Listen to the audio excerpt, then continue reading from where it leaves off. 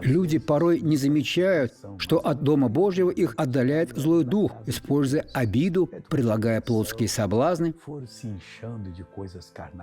И вот что сказал Господь через Иеремию в главе 7 в стихе 8. «Вот вы надеетесь на обманчивые слова, которые не принесут вам пользы. Я познакомился с выдающимся человеком, он обладает мудростью, его глаза излучают любовь. Прекратите это. Единственные глаза, излучающие любовь, – это глаза Господа, днем и ночью смотрящие на вас.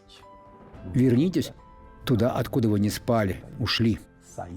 Иисус ждет вас». Он благословил этого человека.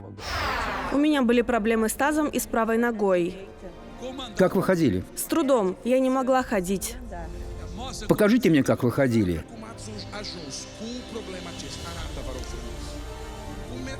Так? Теперь на вас помазание. Вы будете ходить нормально. Идите нормально.